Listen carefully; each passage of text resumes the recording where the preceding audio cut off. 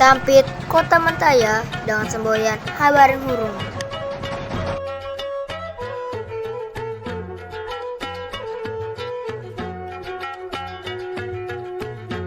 Sejarah masjid tertua di Sampit.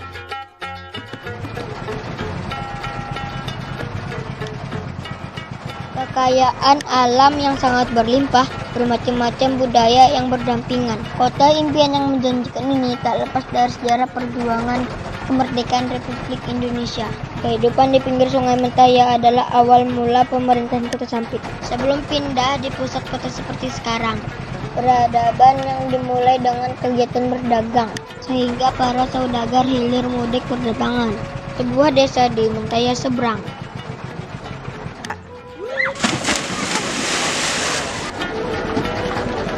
Sejarah seperti ini jangan sampai hilang ditelan zaman. Penting untuk mengetahui sejarah luar biasa dari Sampit.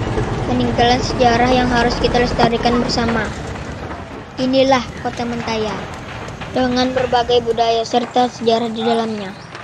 Tepat di abad ke-14 tahun 1924, ada didirikan sebuah masjid bernama Masjid Jami, yang menjadi masjid tertua di Kota Sampit yang masih berdiri hingga saat ini. Tepat di pinggir Sungai Mentaya yang menjadi salah satu fasilitas peribadatan. Mengingat penduduk Kota Sampit saat itu hingga sekarang mayoritas menganut agama Islam. Masjid Jami dibangun di sebelah selatan dermaga bersebelahan dengan sekolah pada masanya. Pada saat itu kegiatan misionaris Kristen terpusat di daerah Kandan.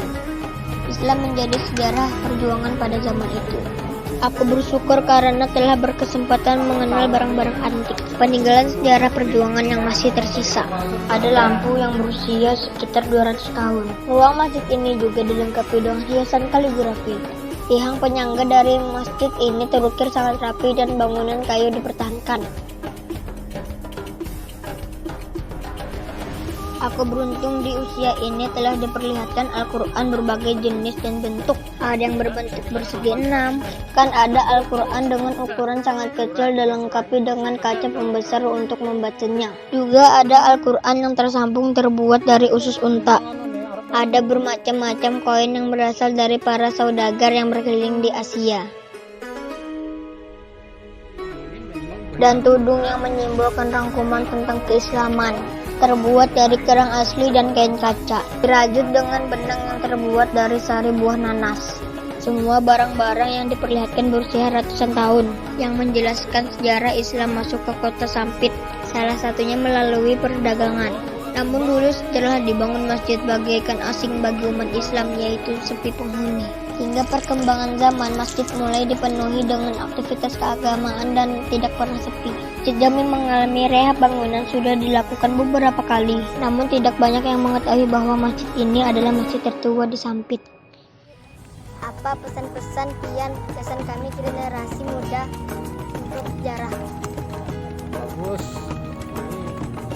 Pesan-pesan saya kepada kaum muda, jangan meremehkan, selalu digali supaya kita dapat pelajaran tentang perjalanan hidup manusia, dan kita jangan melupakan sejarah. Kita gali terus, jangan melupakan sejarah. Oke? Baik, terima kasih informasinya. Ya, sama-sama. Selamat Hari Kemerdekaan Republik Indonesia ke-75. Semangat berjuang para generasi penerus untuk kejayaan Indonesia. Sampai jumpa teman-teman.